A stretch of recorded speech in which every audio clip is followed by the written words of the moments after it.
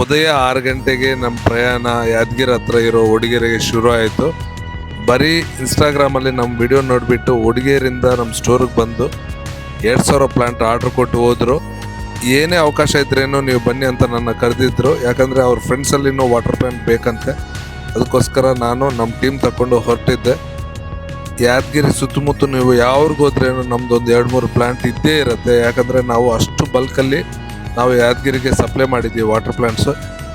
10:30 ತನಕ ನಾವು ನಮ್ಮ ಟೀಮ್ ತಗೊಂಡು ಸೈಟಿಗೆ ರೀಚ್ ಆದ್ವಿ. ಬಂದಿದ್ದ ತಕ್ಷಣವೇ ನಾವು ಕೆಲಸ ಅನ್ನೋದು ಶುರು ಮಾಡಿದ್ವಿ. ಈ ಸೈಟಲ್ಲಿ ಒಂದು ಸ್ಪೆಷಾಲಿಟಿ ಏನಂದರೆ, ಕಸ್ಟಮರು ಆಲ್ರೆಡಿ ಪ್ಲಂಬಿಂಗು ಎಲೆಕ್ಟ್ರಿಷಿಯನ್ ಕೆಲಸ ಗೊತ್ತಿರೋರೆ.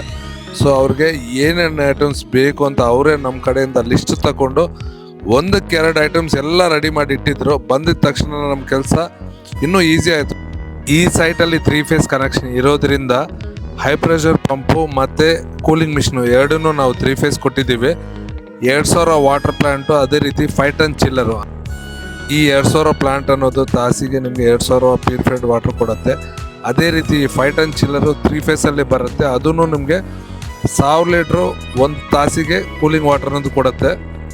ಮಧ್ಯಾಹ್ನ ಊಟಕ್ಕೋಸ್ಕರ ಅವ್ರ ಮನೆಗೆ ಕರ್ಕೊಂಡೋಗಿ ಊಟ ಎಲ್ಲ ಮಾಡಿಸಿ ನಮಗೆ ಅವ್ರ ಫ್ರೆಂಡ್ಸಲ್ಲಿ ಕೆಲವರು ವಾಟರ್ ಪ್ಲ್ಯಾಂಟ್ ಬೇಕಂತ ಹೇಳಿದ್ರಲ್ಲ, ಅವ್ರ ಕಡೆ ಅಡ್ರೆಸ್ ಕೊಟ್ಟು ನಮ್ಮನ್ನು ಅಲ್ಲಿಂದ ಕಳಿಸಿದ್ರು. ಈ ಮಾರುತಿಯನ್ನ ಫ್ರೆಂಡ್ಗೆ ವಾಟರ್ ಪ್ಲ್ಯಾಂಟ್ ಬೇಕಂತ ಹೇಳಿದ್ರಲ್ಲ, ಅಲ್ಲಿ ಹೋಗಿ ಸೈಟ್ ವಿಸಿಟ್ ಎಲ್ಲ ಮಾಡಿ ಈ ಆರ್ಡರ್ ಕನ್ಫರ್ಮ್ ಮಾಡ್ಕೊಂಡು ಬಂದಿದ್ವಿ. ತಿರ್ಗಾ ಈ ಊರಲ್ಲಿ ವಾಟರ್ ಪ್ಲ್ಯಾಂಟ್ ಫಿಟ್ ಮಾಡೋಕ್ಕೆ ಬರಬೇಕಾಗತ್ತೆ.